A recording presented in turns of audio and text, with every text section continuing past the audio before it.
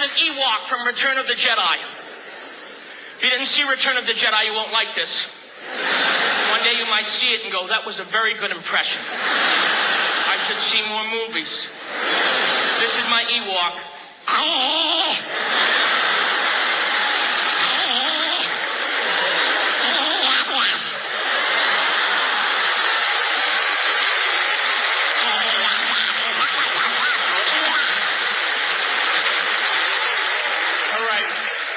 Now let me finish up the water park story. Because there was one more ride. It was a medium slide. I thought it would be a fun slide. My butt touch slide. But the pool that you went into was too short. And you pick up steam. Well, I hydroplaned across the pool. I went through the fence out into the parking lot. And I mean way out there. H-I-J, please God, let me stop. I crawl back up to the gate. They want me to pay to get in again. Listen, pal, I'm in a Speedo. You see a wallet anywhere? Good morning. It's Tuesday, Trump Tuesday, January the 16th, and this is The True Conservative. Welcome to all the butchers, bakers, and candlestick makers out there. I'm Ron, your host, and the only true conservative in the United States today. So today, after the Serenity Prayer and the patriotic song of the day, we will have the news shorts, military shorts, motivation shorts, Bishop Barron, Ayn Rand, and the 33 strategies of war, and Donald Trump's speech. All that and more when I get back.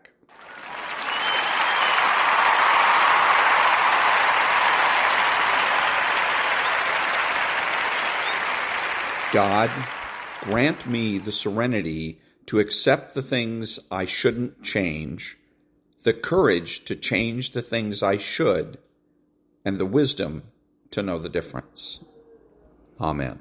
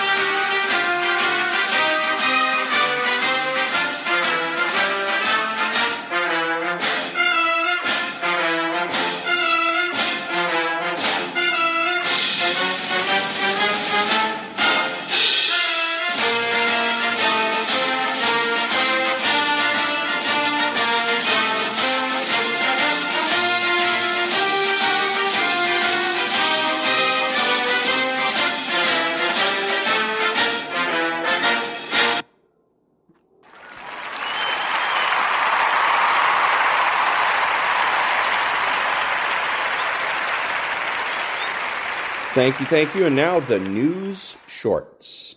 Turning now to our CNBC Money Minute. Lawmakers on Capitol Hill, they're announcing a new $70 billion tax deal.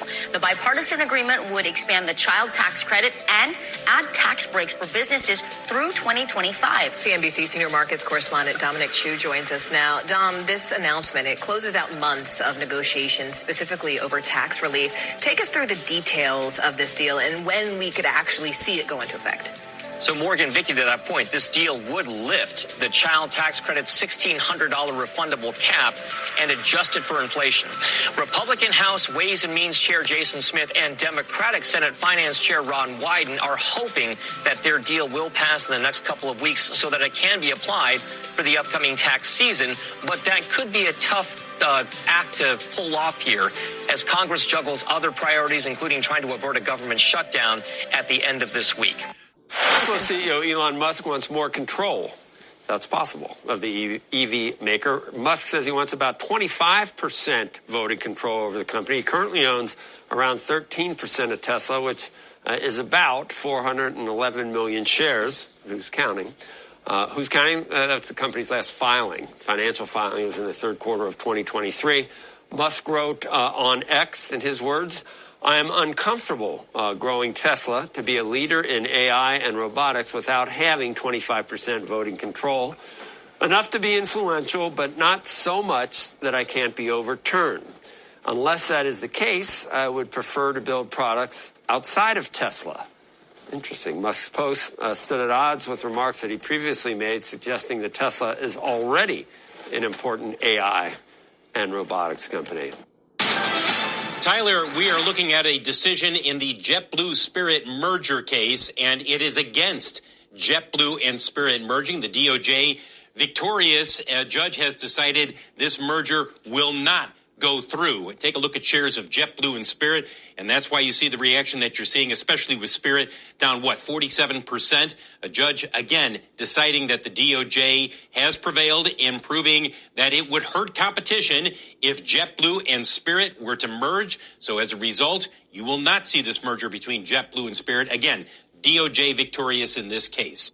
I think there are 5 major forces that repeated through history, and those are the debt, money, economic force, the internal conflict force, which is the big conflict in terms of the elections and so on, the external geopolitical force, which is the struggle for the control of the world order, the climate issue. Throughout history, climate has killed more people than anything, and Lord knows it's a bigger force now. And then, of course, technology. Right. And so we have all of these forces coming together in 2024. So if we look at them individually and you put them together, they each affect each other, right? The presidential election and will affect the markets, and then the markets will also affect the amount of money that we're spending on wars will have an effect, and they are all coming together. I think that 24 will be a pivotal year.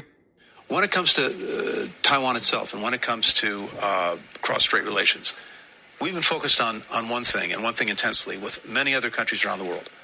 Peace, stability, no change to the status quo, the peaceful resolution of any differences. And there's a reason that matters, and it matters to virtually everyone here in Davos. You know this. 50% of the world's commerce every single day goes through that strait. The semiconductors made on Taiwan are powering the world in every conceivable way. If that's interrupted or disrupted in any way, it's bad for everyone. One of the things you said is that there is less demand for commercial loans. What do you see happening? Well, so that's more of a U.S. commentary. And at the end of the day, the consumer's been relatively strong. They've held in there. They continue to grow their spending. So demand's there, but businesses have gotten more and more cautious, really facing this question. If you're told that there's going to be a decline in the economy, soft landing, we predict, but still from a 4 to 5% growth rate to 1% growth rate is a steep slowdown. They're being cautious. Their cycle shortens, their thought process shortens. And so what we need is just to kind of get through this change in the rate structure in the U.S. and around the world. We need to get through a little more certainty in a stabilization at a level, and then we can work out from there. But right now you're in the twist between a very tight, a rapid tightening of policy, knocking down car loans and the housing industry and things like that as intended. And now you got to come out the other side. And businesses react to that. So their line usage went from 40% pre-pandemic to 30, back up to 36, and now it's bouncing around a little bit low. But it's a very serious situation. It seems to be getting worse. So to this point, we haven't seen much in markets. That's what I was just going to say. WTI below $73 this morning. That comes as a surprise to me. Does it surprise you? Well, it does, because the risks are very real, and so much of the world's oil flows through that region that were it to be cut off, you could see, I think, things change very rapidly. Thus far, we've been able to maintain our movements through the region, and I think others have as well. But this is an evolving situation that we really have to watch very carefully. So you'll find in our big ideas, so that's at arc-invest.com, the building blocks for our price forecast. And our base case is in the $600,000 range. Our bull case, and we think the probability of the bull case has increased with this SEC approval. This is a green light. Our bull case is $1.5 million by 2030. You can see the building blocks. You can see how conservative we are in terms of those building blocks. This is a big idea. It is the first global, decentralized, digital, rules-based, critical there, rules-based monetary system in history. It is a very big idea. I have an engineer who is an awesome engineer who worked right alongside of the Alaskan Air. They inspected those first few. I asked him to call me the second he was done. And yes, he used that term loose bolt. Now remember, a loose bolt in an aviation application is a bolt that's under-torqued, or a gap that you can see that is measured in millimeters, not centimeters. It's nevertheless, it has the same implications. So I understood that from the first moment. So you're not surprised to hear other reports from United as well as Alaska doing further inspections? No, well, I'm always surprised at anything that doesn't conform perfectly. On the other hand, it's a fact, and that's what's going on. And I want to know all those facts, and our team wants to know them all. And we're going to want to know what broke down in our gauntlet of inspections, what broke down in the original work that allowed for that escape to happen. I don't think there are good arguments against my position. I think the people that oppose my position are idiots. and sometimes I call it crypto crappo, and sometimes I call it, crypto shit. And it's just ridiculous that anybody would buy this stuff. You can think of hardly nothing on earth that has done more good to the human race than currency, national currencies. They were absolutely required to turn man from a goddamn successful ape into modern successful humans in human civilization. That enabled all these convenient exchanges. So if somebody says, I'm going to create something that sort of replaces the national currency, it's like saying I'm going to replace the national air. It's asinine.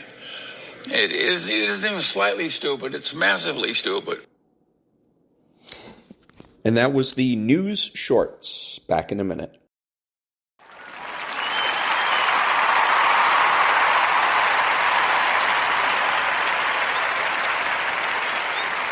Thank you. And now the military shorts. During the 50th anniversary of the Royal Air Force, one pilot stole a fighter jet and went on a rogue flight through the streets of London. Let me explain.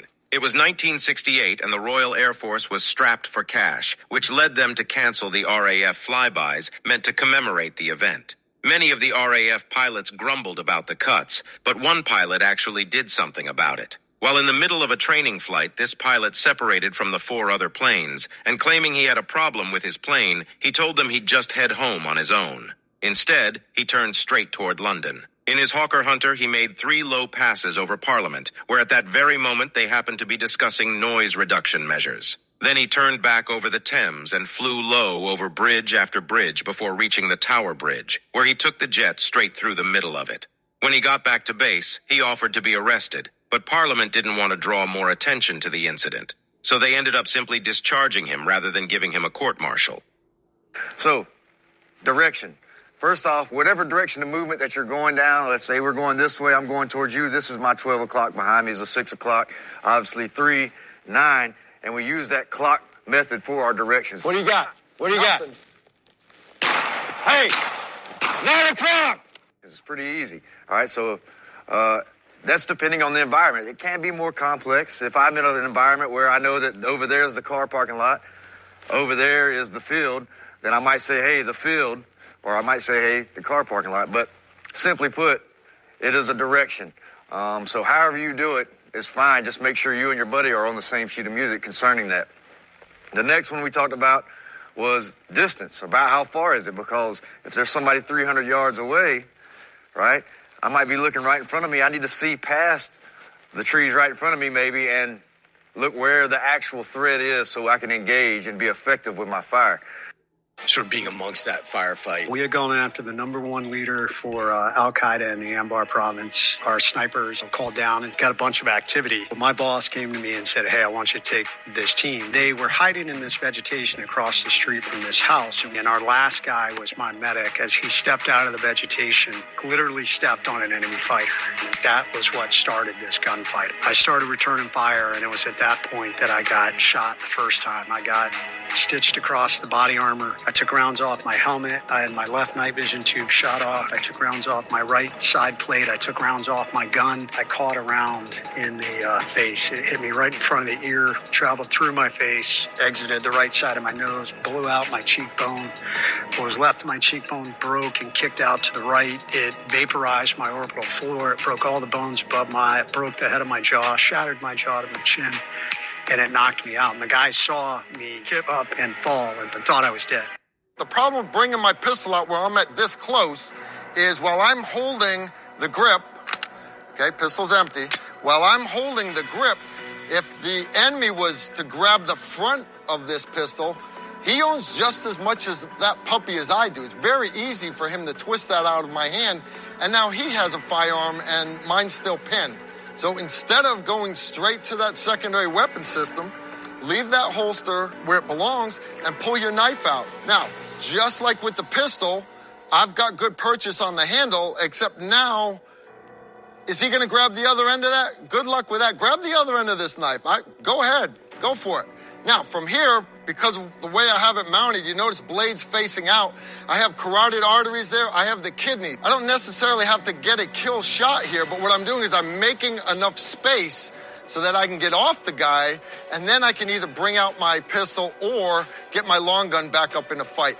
Aboard the USS Leyte, December 3rd, 1950. Combat raging in Korea, Ensign Jesse Brown, the Naval's first black aviator, wrote home to his wife, Daisy. Helping those guys on the ground, I think every pilot would fly until he dropped in his tracks. He continued, we'll be together before too long. Your husband loves his wife with all his heart and soul. The next day, Brown and his wingman, Lieutenant Tom Hudner, sped toward the battlefield. Jesse was hit, crashing into a snowy hillside below. Seeing Jesse alive, Tom followed, deliberately crashing his plane in an effort to save his friend. Pinned in the wreck, his back broken, Jesse began to fade. Tell Daisy how much I love her, he told Tom. For his efforts to save his wingman, Tom Hudner would be awarded the Medal of Honor with Daisy Brown at his side. When you become a Navy SEAL, it isn't that you pray for war, it's that you hope for an opportunity to actually put your skills to the test. And I remember we had just found out that we were going to get to go to Afghanistan. And one of our more senior guys who had done several deployments, all to Afghanistan and Iraq, it just looked like he was really disappointed to hear we were going to Afghanistan. And so I walked up to him and I was like, why aren't you excited about this? I'm a brand new guy. And he's like, because someone's going to die. That's what happens. You go to these places, someone here right now is going to get killed, at least one. To that point, my whole journey to be a SEAL was very charmed. I mean, like, it's pretty incredible to say I'm going to be a Navy SEAL and then go through all the training and become a Navy SEAL. But it was like, now I'm seeing the reality of the job. I will say, fortunately, our platoon did not lose anyone on our deployment. There were several people hurt, actually including me. But that set the tone for me going into the deployment. I started to look at it more, not as a scared, but more realistic, yeah. And this guy came running down the road with an AK, and I was the only one that saw him. And I said to Mikey, a teammate of mine, I said, hey, there's a dude running down the road with an AK. And something about it just didn't feel right. Like, he wasn't like he was running to get in the fight. It was like he was running to come look. There was just something about his body language. And again, I'm a brand new guy in combat. And Mikey, not looking in that direction, goes, so shoot him. well within my rights. Totally could have smoked that guy. It just didn't feel right. And so I yelled back. I go, I don't think he needs to be shot. Well, they ended up stopping him. They didn't shoot him. They just stopped him. He was like the local law enforcement. He was actually friendly to us. He's hopefully still alive today because I trusted my gut and I didn't just do the instinctive thing, which is guy with a gun running in the target area, pull the trigger. Oh, shit, they got nods. I took off the IR strobe and I threw it as close to that where that PKM was at in the mud hut wall. I threw it as close to that as I could get. And then I'm laying there. Rounds are hitting everywhere. It feels like hot bacon grease just all over your skin. This guy, he would jump out and just, Allah Akbar, and let an RPG fly. But he didn't have nods, so he couldn't quite see where we're at. So it's hitting around the trees. And he shot off 3 RPGs. But every time the PKM gunner would stop. So I saw him this last time. Remember the thumb triggers for your laser? Yeah. I remember I hit my laser when he jumped out again, and his midsection was right in the middle of my laser. No kidding. And yeah, I would like to say, yeah, it's super cool guy, 2 to the chest, 1 to the head. No. I put like 30 from the kneecaps all the way up to the forehead. Born weighing only 3 pounds, she was given the nickname Tiny, which stuck for life. Her name was Georgia Tiny Broadwick, and on June 21st, 1913, she became the first woman to jump from an airplane when she descended from a Martin T plane 2,000 feet over Los Angeles. Tiny was suspended from a trap seat behind the wing with the parachute on a shelf above her, which opened automatically from a string attached to the plane. At the onset of World War I, the Army asked Tiny to demonstrate jumping from a military plane. She did 3 successful jumps, but on the 4th, her static line got tangled in the tail. Thinking quickly, Tiny cut the line and plummeted to the earth, pulling the small remaining line and opening the parachute. She had just demonstrated the first ripcord, and it showed that backpack parachutes were possible. Her invention would go on to save thousands of lives during both World Wars and change aviation forever. So I come around the corner and I'm looking, and she's, of course, looking at me, and it's close. I'm like, nah, I ain't gonna do that. So I'm waiting, and then he moves his head back, right? I'm like, okay, 2.5 inches of mechanical offset, but his face is all covered in hair, like this giant mop of hair. So I couldn't see the geography of his face at all. Like, I'm going, I want to put it in his eyeball, but I can't see it, right? So I'm just going by the curvature of his forehead. I know I got to aim 2.5 inches over that. So I put it up there, safety's off, fingers on the trigger, and it's a 2-stage trigger. So I took the first stage out. So I put it 2.5 inches over where I wanted to hit, and he moves his head back, right? And he pops it back against the back of her head. And it's funny the stuff you remember, because I remember his hair swishing, right? And now he's back, and it's too close again. So I'm waiting. He moves his head back again. So he moves his head back again. Now I've got better, it's faster for me to aim where I need to aim. So I put it where I need to. Stages out. Here I go. And the shot broke, and the rest is history. And that was the military shorts. Back in a minute.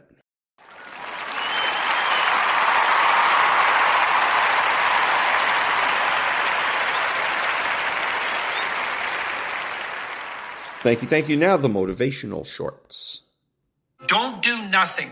That's a big mistake, because all you do is get older and weaker and you withdraw more. And so even if you don't know what to do, pursuing nothing is a very bad idea. You have no hope then, because hope comes from pursuit, and you're anxious because you need to specify a path. So you have no hope and you're anxious if you do nothing. Look, you don't know what to do.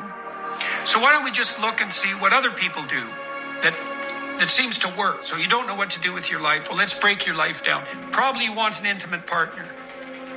Most people do. Now, you might not, but probably you do, even if you think you don't. And so you might be one of those exceptions, but don't assume that to begin with, because that's an uncomfortable place to be if it's true. Now, maybe you're a radically creative genius like Leonardo da Vinci or Picasso, and you're so idiosyncratic that you can't bind yourself to any one person. But, they were 1 in a billion.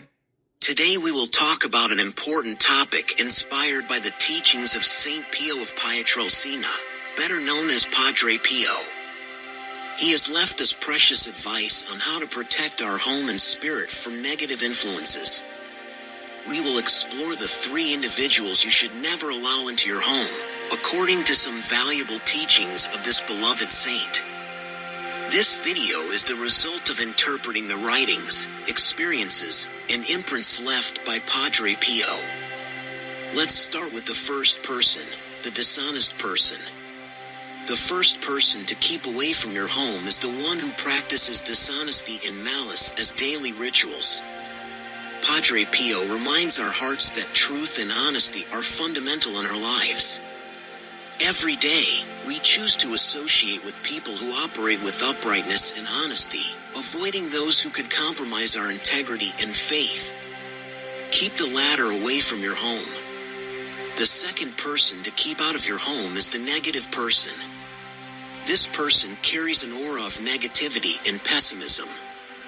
Padre Pio teaches us that positivity and hope are fundamental elements in our relationship with God and others. Surround yourself with individuals who bring light and inspiration into your life, rather than those who sow doubts and darkness in your soul. The third person you should not allow into your home is the one without respect for faith. This person lacks respect for your faith, path, and spiritual beliefs. Padre Pio taught that it is essential to preserve and nurture our relationship with God. Accept those who respect your faith and protect yourself from those who question or disdain it. Don't invite them into your home. Let us remember the wise words of Padre Pio, that the protection and love of God accompany us in every decision of our daily lives. Thank you for watching this video. May the peace and grace of God be with you. I cannot be part of a world where men dress their wives as prostitutes by showing everything that should be cherished. Where there is no concept of honor and dignity, and one can only rely on those when they say, I promise. Where women do not want children and men don't want a family. Where the suckers believe themselves to be successful behind the wheel of their father's cars, and a father who has a little bit of power is trying to prove to you that you're a nobody. Where people falsely declare that they believe in God with a shot of alcohol in their hand, and the lack of any understanding of their religion. Where the concept of jealousy is considered shameful, and modesty is a disadvantage. Where people forgot about love, but are simply looking for the best partner. Where the boys waste their parents' money in nightclubs, aping under the primitive sounds, and girls fall in love with them for this. I choose my path. But it's a pity that I did not find similar understanding in the people among whom I wish to find it most of all. And that was the motivational shorts. Back in a minute.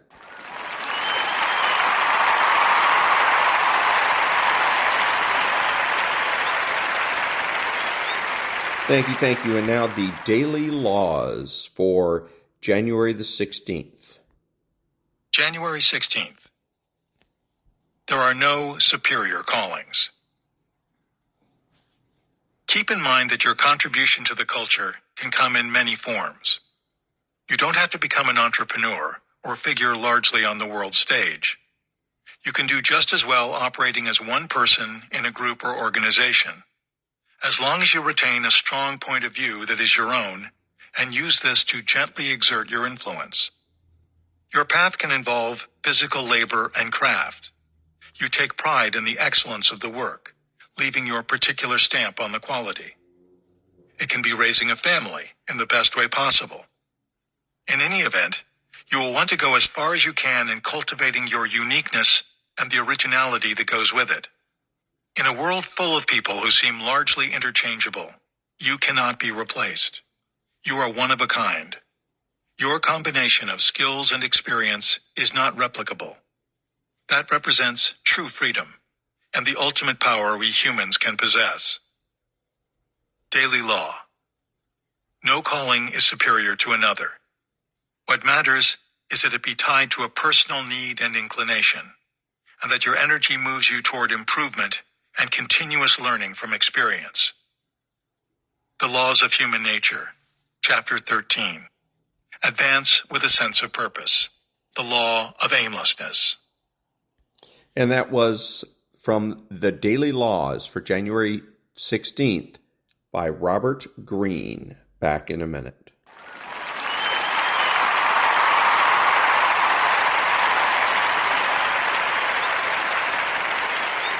Thank you. And now, Bishop Robert Barron. Do you know how our culture puts such a premium now on safety, doesn't it? Safe spaces and keeping us safe, and I'm being threatened, and that's threatening my safety. Well, look, I mean, I get it. We all want to be safe. It's a value. But can I suggest to you that a religion that puts before our eyes a man pinned to a cross is not a religion putting a high priority on safety? The saints don't strike me as people that were really big on safety. Rather, find your mission. Let Christ come to life in you. Set your heart on fire. Become, in some way, and look, it's different for every one of us, because the Lord gave us distinctive gifts and a distinctive experience and background. We're meant to carry his love into the world in some distinctive way. And then you'll know who you are. Do your mission. You'll find joy, and you'll transfigure the world. And that was Bishop Robert Barron. Back in a minute.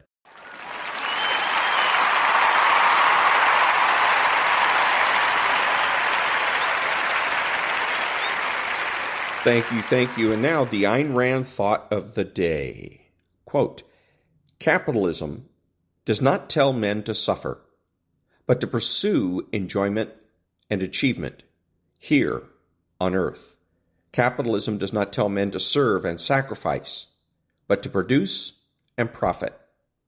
Capitalism does not preach passivity, humility, resignation, but independence, in self-confidence, self-reliance, and, above all, capitalism does not permit anyone to expect or demand to give or to take the unearned.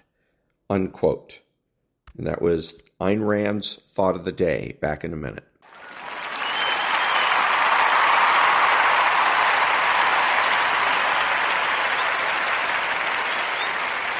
Thank you. And now the 33 Strategies of War, Chapter 9. Chapter 9. Turn the tables. The counterattack strategy. Moving first, initiating the attack, will often put you at a disadvantage. You are exposing your strategy and limiting your options. Instead, discover the power of holding back and letting the other side move first, giving you the flexibility to counterattack from any angle. If your opponents are aggressive, bait them into a rash attack that will leave them in a weak position. Learn to use their impatience, their eagerness to get at you, as a way to throw them off balance and bring them down. In difficult moments, do not despair or retreat. Any situation can be turned around. If you learn how to hold back, waiting for the right moment to launch an unexpected counterattack, weakness can become strength. Disguised aggression. In September 1805, Napoleon Bonaparte faced the greatest crisis until that moment in his career. Austria and Russia had joined in an alliance against him. To the south, Austrian troops were attacking the French soldiers occupying northern Italy. To the east, the Austrian general Karl Marx was leading a large force into Bavaria. A sizable Russian army, under General Mikhail Kutuzov, was on its way to join Marx's army, and this allied force, once merged and expanded, would head for France. East of Vienna, more Russian and Austrian troops were waiting to be deployed wherever needed. Napoleon's armies were outnumbered 2-1. Napoleon's plan was to try to defeat each of the alliance's armies one by one, using his smaller but more mobile corps to fight them before they could join forces. While committing enough troops to produce a stalemate in Italy, he moved into Bavaria before Kutuzov could reach it and forced Marx's ignominious surrender at Ulm, with hardly a shot being fired. See Chapter 6. This bloodless victory was a masterpiece, but to exploit it to its fullest, Napoleon needed to catch Kutuzov before the Russian general could himself be reinforced by more Russian or Austrian troops. To that end, Napoleon sent the bulk of his army east toward Vienna, hoping to trap the retreating Russian forces. But the pursuit bogged down. The weather was bad. The French troops were tired. Their marshals made mistakes. And most important, the wily Kutuzov was cleverer in retreat than in attack. Managing to elude the French, he reached the town of Olmütz, northeast of Vienna, where the remaining Austro-Russian forces were stationed. Now the situation reversed.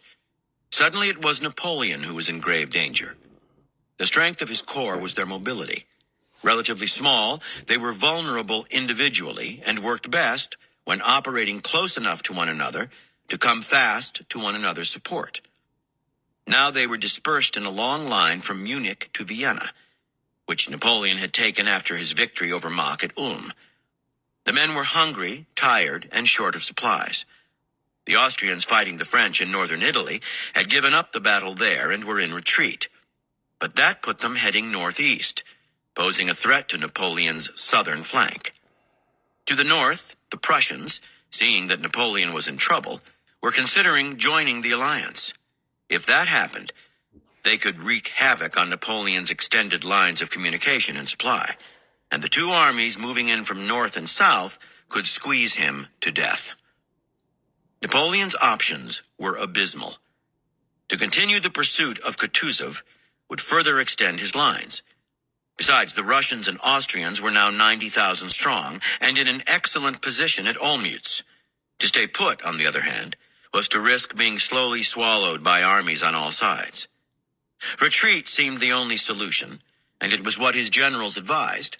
But with the weather deteriorating, it was mid-November, and the enemy sure to harass him, that would be costly too. And retreat would mean that his victory at Ulm had been wasted, a tremendous blow to the morale of his men. That would virtually invite the Prussians to join the war, and his enemies, the English, seeing him vulnerable, might go so far as to invade France. Whatever path he chose seemed to lead to disaster. For several days he went into deep thought, ignoring his advisers and poring over maps. Meanwhile, at Olmütz, the Austrian and Russian leaders, among them the Austrian Emperor Francis I and the young Tsar Alexander I, watched Napoleon's moves with intense curiosity and excitement. They had him where they wanted him. Surely they would be able to recoup the disaster at Ulm and then some. On November 25th, Alliance scouts reported that Napoleon had moved a large part of his army to Austerlitz, halfway between Vienna and Olmütz. There it looked as if his forces were occupying the Pratzen Heights, a position that would indicate preparation for battle. But Napoleon had only some 50,000 men with him. He was outnumbered nearly 2-1. How could he hope to face the Allies? Even so, on November 27th, Francis I offered him an armistice. Napoleon was formidable, and even at those odds, fighting him was a risk. In truth, Francis was also trying to buy enough time to envelop the French army completely. But none of the alliance generals thought Napoleon would fall for that trick. To their surprise, however, Napoleon seemed eager to come to terms. Suddenly the Tsar and his generals had a new thought. He was panicking, grasping at straws. That suspicion seemed borne out almost immediately when, on November 29th, Napoleon abandoned the Pratzen Heights almost as soon as he had taken them, assuming a position to their west and repeatedly repositioning his cavalry. He appeared utterly confused. The next day he asked for a meeting with the Tsar himself. Instead, the Tsar sent an emissary, who reported back that Napoleon had been unable to disguise his fear and doubt. He had seemed on edge, emotional, even distraught. The emissary's conditions for armistice had been harsh, and although Napoleon had not agreed to them, he had listened quietly, seeming chastened, even intimidated. This was music to the ears of the young Tsar, who was burning for his first engagement with Napoleon. He was tired of waiting. By abandoning the Pratzen Heights, Napoleon seemed to have put himself in a vulnerable position. His southern lines were weak, and his route of retreat, southwest toward Vienna, was exposed. An Allied army could take the Pratzen Heights, pivot south to break through that weak point in his lines, and cut off his retreat, then move back north to surround his army and destroy him. Why wait? A better chance would never come. Tsar Alexander and his younger generals prevailed over the hesitant Austrian emperor and launched the attack. It began early on the morning of December 2nd. While two smaller divisions faced off against the French from the north, pinning them down, a stream of Russian and Austrian soldiers moved toward the Pratzen Heights, took them, then wheeled to the south, aiming at the French weak point. Although they met resistance from the outnumbered enemy, they quickly broke through, and were soon able to take the key positions that would allow them to turn north and surround Napoleon. But at 9 o'clock a.m., as the last Alliance troops, some 60,000 men in all, made their way to the heights and headed south, word reached the Allied commanders that something unexpected was afoot. A large French force, invisible to them beyond the Pratzen Heights, was suddenly heading due east, straight for the town of Pratzen itself and the center of the Allied lines. Kutuzov saw the danger. The Allies had advanced so many men into the gap in the French lines that they had left their own center exposed. He tried to turn back the last troops heading south, but it was too late. By 11 o'clock a.m., the French had retaken the heights. Worse, French troops had come up from the southwest to reinforce the southern position and prevent the Allies from surrounding the French. Everything had turned around. Through the town of Pratzen, the French were now pouring through the Allied center and were swiftly moving to cut off the retreat of the Allied troops to their south. Each part of the Allied army, north, center, and south, was now effectively isolated from the others. The Russians in the southernmost position tried to retreat farther to the south, but thousands of them lost their lives in the frozen lakes and marshes in their path. By 5 o'clock p.m., the rout was complete and a truce was called. The Austro-Russian army had suffered terrible casualties, far more than the French. The defeat was so great that the alliance collapsed. The campaign was over. Somehow, Napoleon had snatched victory from defeat. Austerlitz was the greatest triumph of his career. Interpretation. And that was the beginning of Chapter 9, Turn the Tables, from The 33 Strategies of War by Robert Greene. Back in a minute.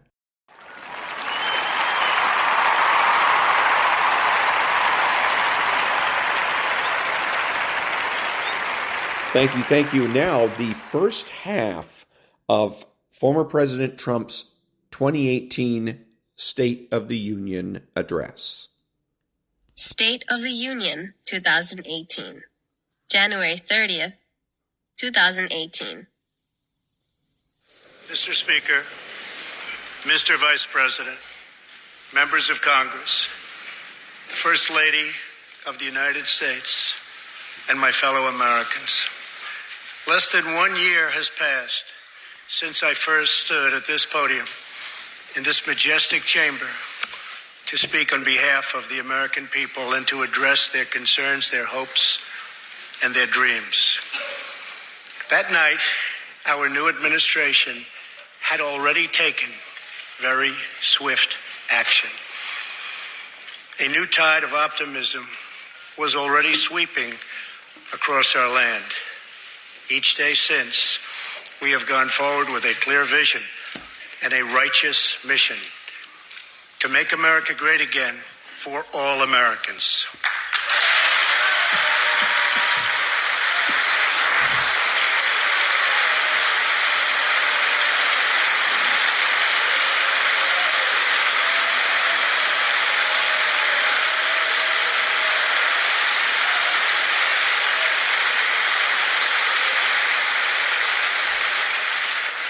Over the last year, we have made incredible progress and achieved extraordinary success. We have faced challenges we expected and others we could never have imagined. We have shared in the heights of victory and the pains of hardship. We have endured floods and fires and storms.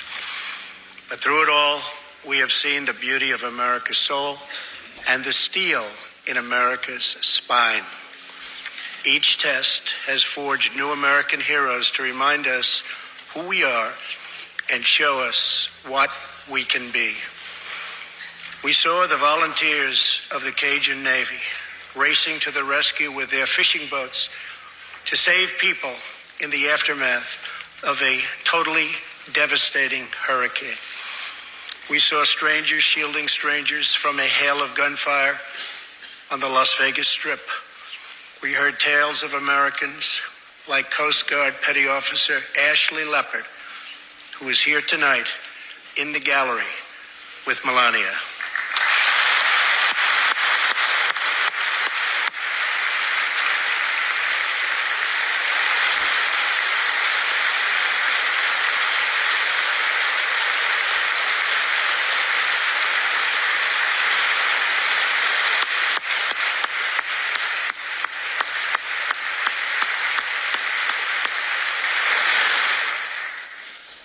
Ashley was aboard one of the first helicopters on the scene in Houston during the Hurricane Harvey.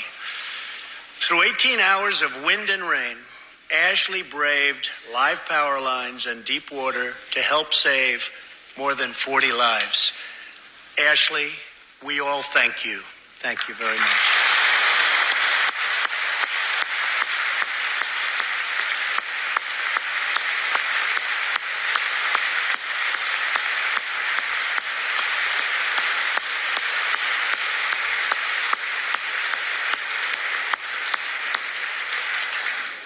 We heard about Americans like firefighter David Dahlberg.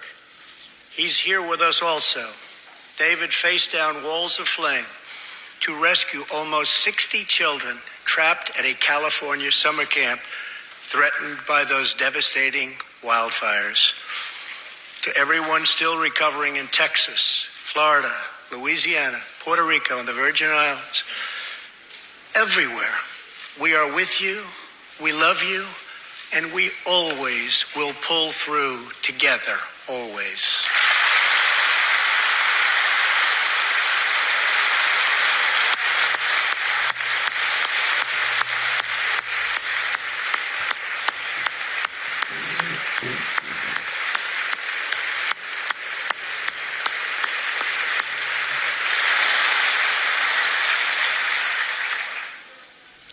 Thank you to David and the brave people of California. Thank you very much, David.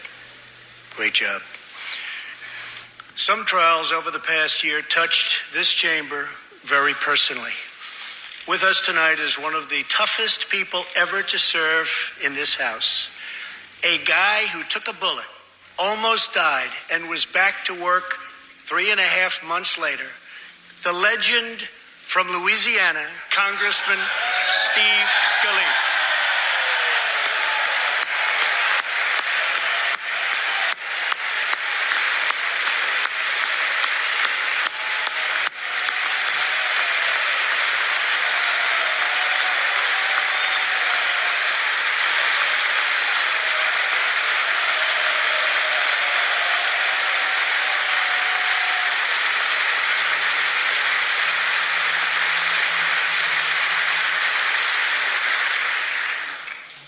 I think they like you, Steve.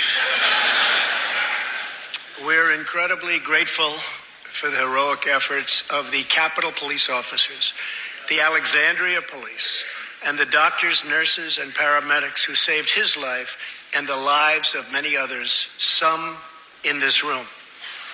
In the aftermath, yes.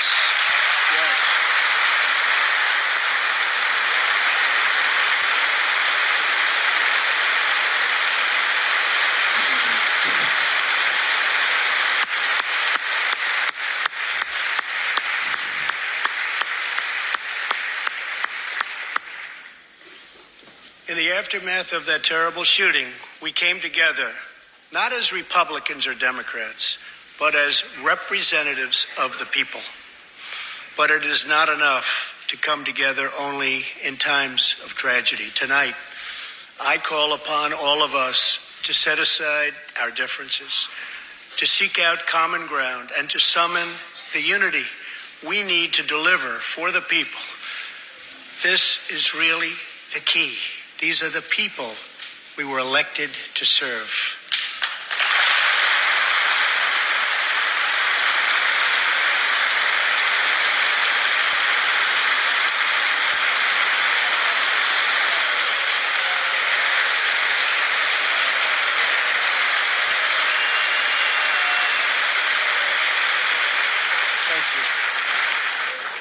Over the last year, the world has seen what we always knew, that no people on earth are so fearless or daring or determined as Americans.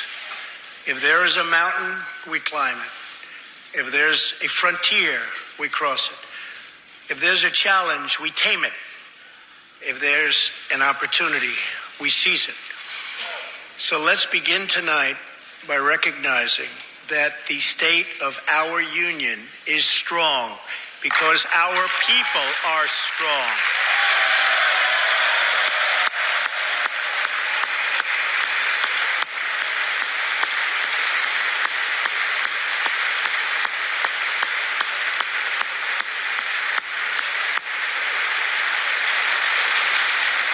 And together we are building a safe, strong, and proud America. Since the election, we have created 2.4 million new jobs,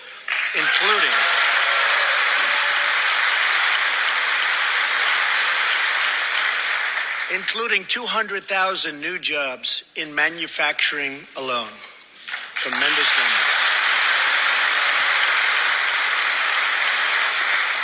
After years and years of wage stagnation, we are finally seeing rising wages.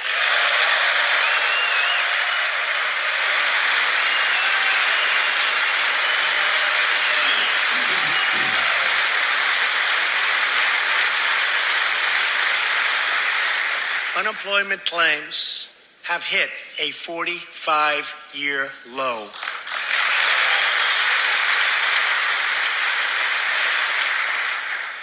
And something I'm very proud of, African American unemployment stands at the lowest rate ever recorded.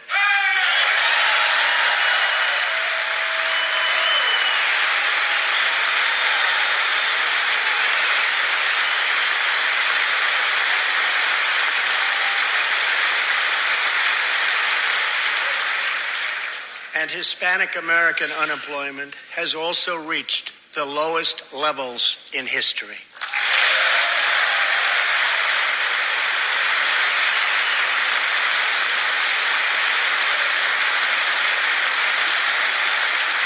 Small business confidence is at an all-time high. The stock market has smashed one record after another, gaining $8 trillion and more in value in just this short period of time. The great news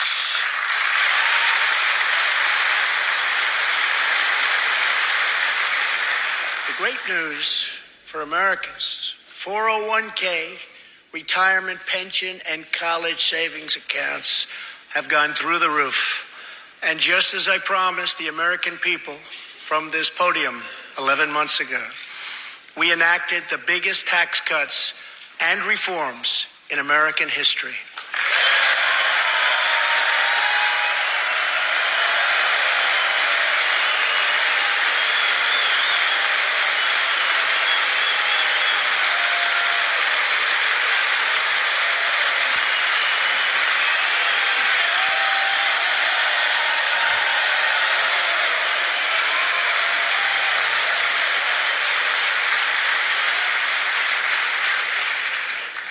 Our massive tax cuts provide tremendous relief for the middle class and small business.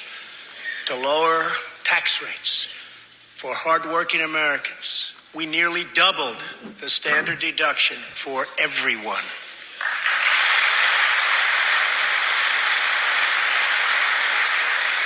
Now the first $24,000 earned by a married couple is completely tax-free.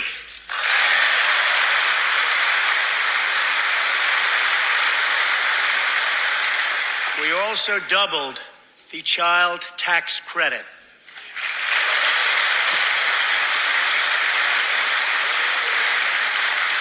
A typical family of four making $75,000 will see their tax bill reduced by $2,000, slashing their tax bill in half.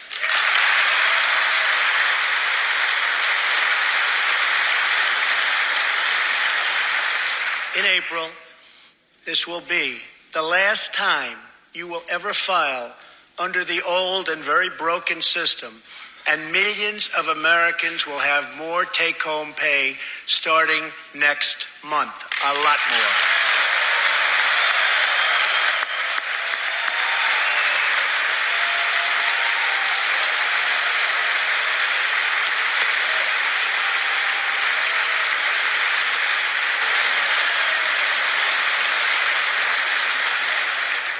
We eliminated an especially cruel tax that fell mostly on Americans making less than $50,000 a year, forcing them to pay tremendous penalties simply because they couldn't afford government-ordered health plans.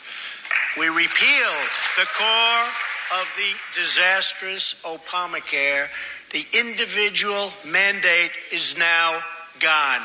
Thank heaven.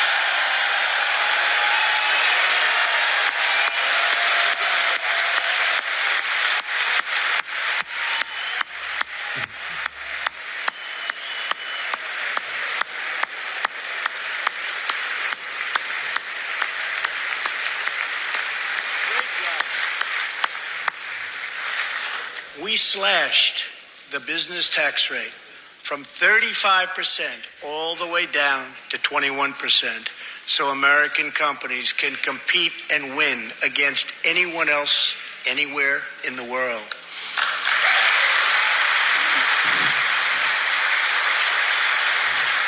These changes alone are estimated to increase average family income by more than $4,000. A lot of money.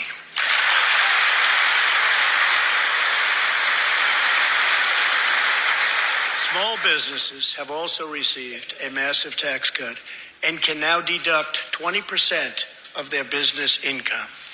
Here tonight are Steve Staub and Sandy Keplinger of Staub Manufacturing, a small, beautiful business in Ohio. They've just finished the best year in their 20-year history.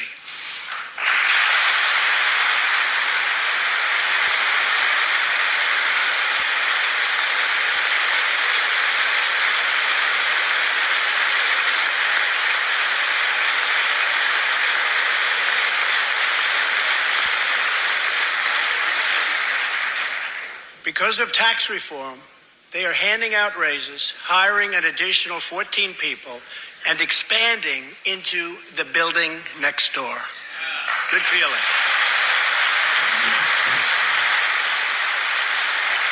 One of Staub's employees, Corey Adams, is also with us tonight. Corey is an all-American worker. He supported himself through high school, lost his job during the 2008 recession, and was later hired by Staub, where he trained to become a welder. Like many hardworking Americans, Corey plans to invest his tax cut raise into his new home and his two daughters' education. Corey, please stand.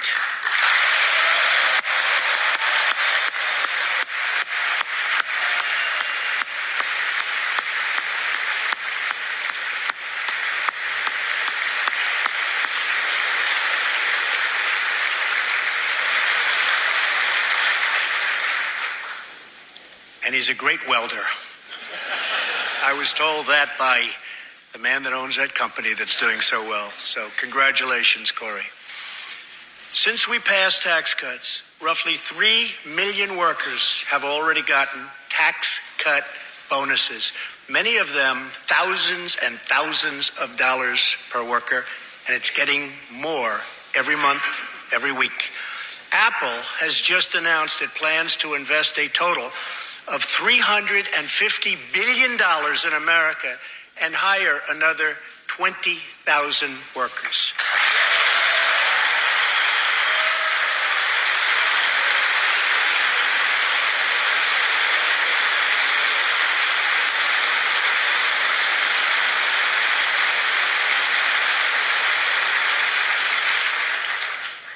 And just a little while ago, ExxonMobil announced a $50 billion investment in the United States. Just a little while ago.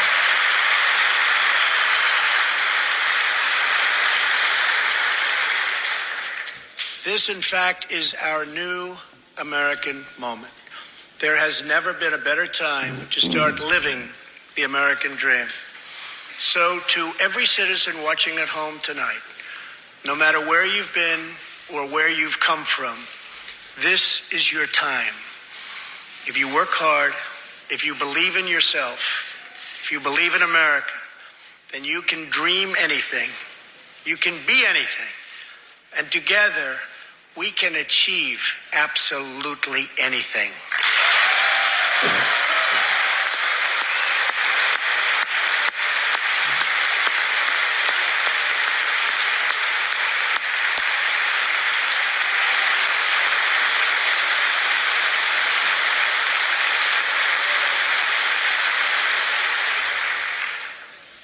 Tonight, I want to talk about what kind of future we're going to have and what kind of a nation we're going to be.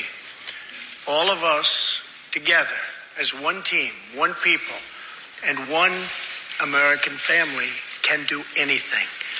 We all share the same home, the same heart, the same destiny, and the same great American flag.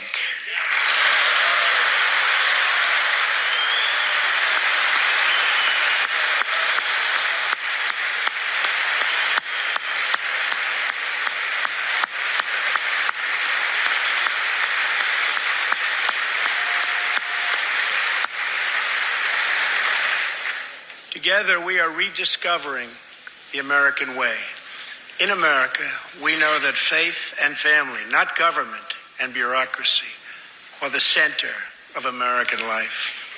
The motto is, "In God we trust."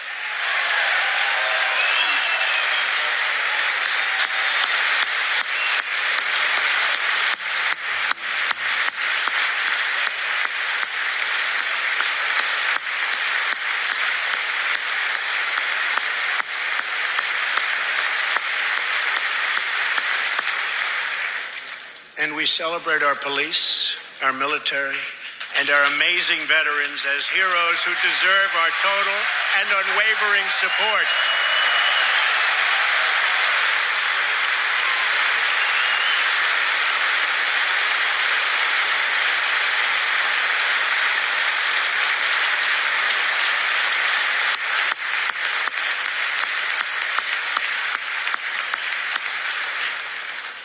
Here tonight is Preston Sharp, a 12-year-old boy from Redding, California, who noticed that veterans' graves were not marked with flags on Veterans Day.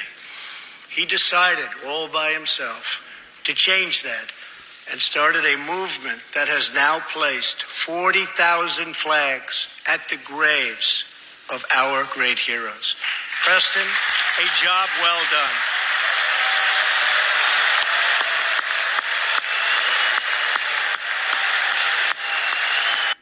And that was the first half of former President Donald Trump's State of the Union address from 2018.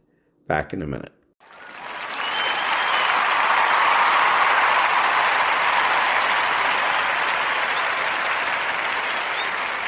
Thank you. This is Ron, your host, the only true conservative in the United States. Today, bidding adios to all the butchers, bakers, and candlestick makers out there, and reminding you to be honest, smart, and beautiful, and remember that the left has no authority, no power, and they can't win.